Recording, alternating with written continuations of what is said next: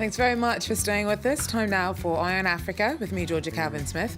Tonight, several suspected militants are killed in Tunisia near the Libyan border. It says security forces beef up anti-terror patrols in the area. Also, ahead of presidential elections in Benin this weekend, we take a closer look at one of the favourites in the race. Prime Minister Lionel Zinsou has also been labelled a literal outside candidate because of his dual Franco-Beninese nationality. And the dust has settled over controversy kicked up by the filming of Oscar favourite Mad Max. Ecologists in Namibia had been worried that crews were irreversibly damaging delicate dunes. Tunisian security forces say that several suspected extremists have been killed in clashes near the Libyan border. Authorities have launched a counter-terrorism operation as part of wider efforts to prevent militants from crossing over. Our correspondent tells us more about Wednesday's clashes. It was very near the Tunisian-Libyan border. The Tunisian National Guard found ammunition on the dirt road. They followed that dirt road to a house. In the house, 5 presumed jihadists and the family that lived in this house. The shooting started very quickly. All 5 jihadists died, according to the Ministry of Interior. One of the 5 jihadists had an explosive belt and had it exploded. One military was wounded. According to local sources, a civilian was also killed, but none of this has been confirmed yet.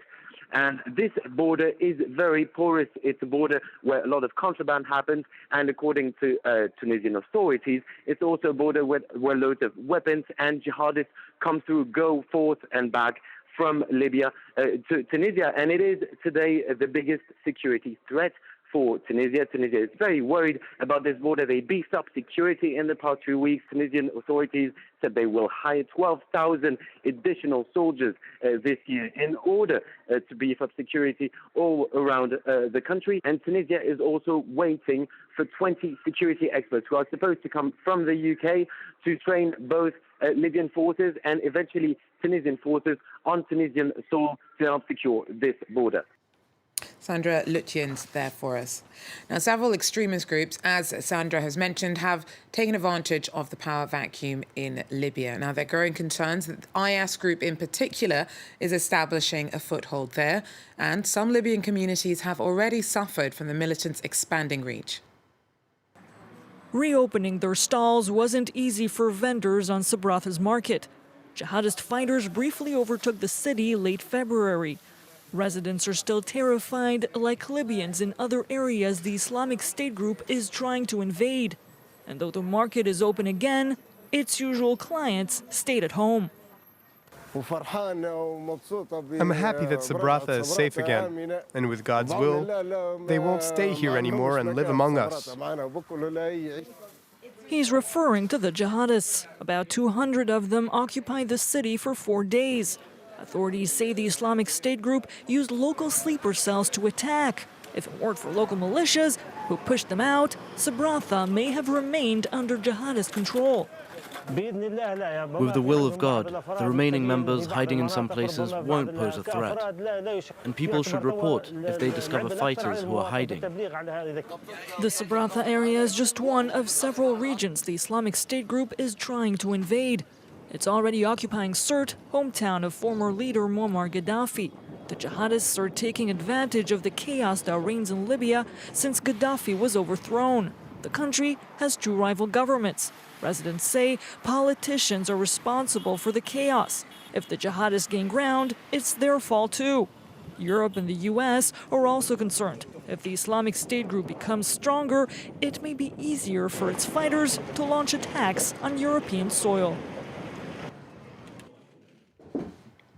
Following Barclays PLC's announcement that it will be selling its majority stake in Barclays Africa Group, the head of the Kenyan division has said the restructuring won't cost jobs and, as far as they're concerned, it's business as usual.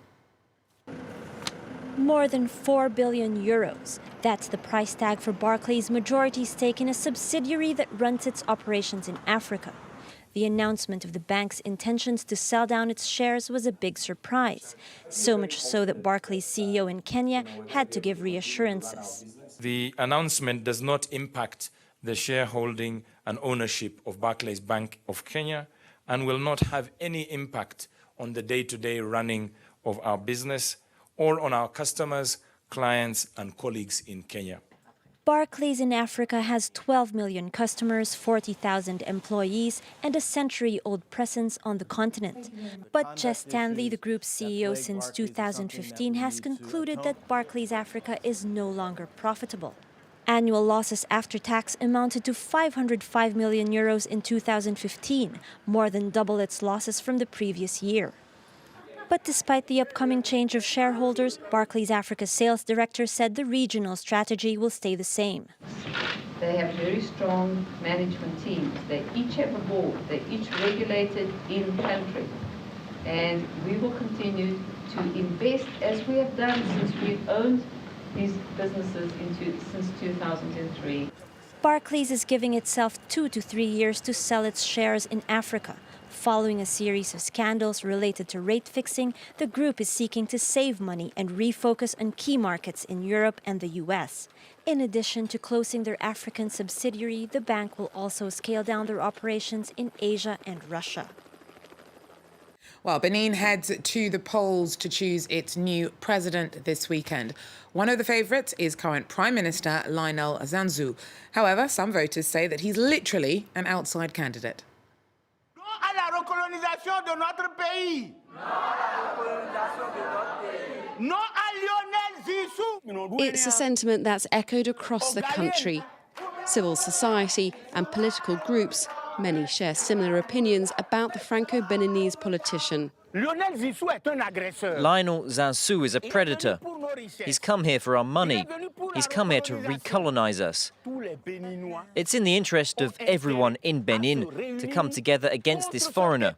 He's a foreign envoy. Until last year, Zinsou lived in France, where he led one of Europe's biggest investment funds. But in June, he returned to Benin after the president named him prime minister. There's a strong, surprising impact of being both this much maligned character and the person who's united North and South, the opposition and the majority.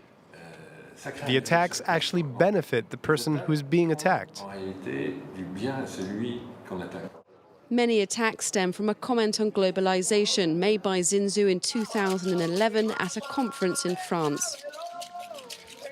Africa, don't tell anyone, belongs to Europe. And Europe doesn't know. But according to critics, Zinsou's greatest handicap has been his close links to the current Beninese president, Thomas Boni Yayi, who's lost popular support.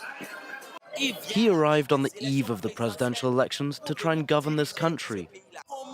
How is he going to govern us if he doesn't know us and he's never lived with us?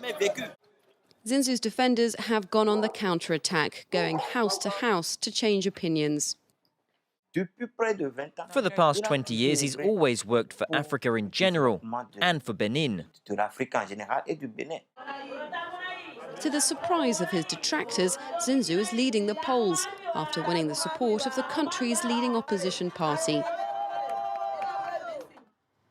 Well, the Namibia desert played the backdrop to Oscar favourite Mad Max. At the time, ecologists feared that film crews were endangering the delicate dunes, but 3 years on and the dust seems to have settled. Chris Nell can read the secrets of the Namib desert. Below the shifting sands, this guide can spot the dens of huntsman spiders and transparent geckos. It's a fragile ecosystem, and it pays a heavy price with each carload of tourists that pulls up. Problem? The tracks never go away.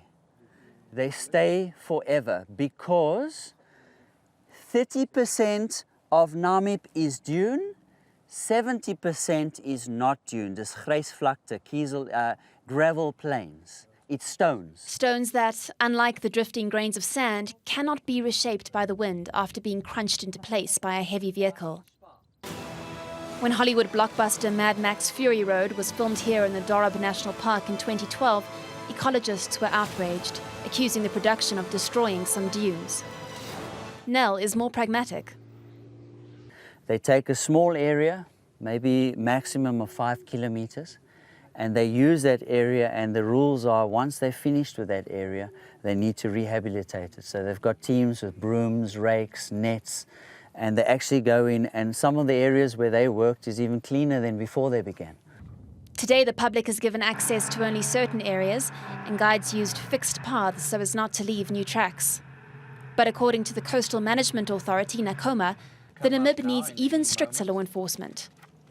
I think our laws are not that tough enough to deter people from vandalizing our places and littering and all those things. It's a constant battle in these popular coastal areas. But further out, with the Namib rolling over more than 100,000 square kilometers, most of these dunes remain pristine and untouched. Well, that's it for Eye on Africa. Do stay with us. There a short break. More coming up.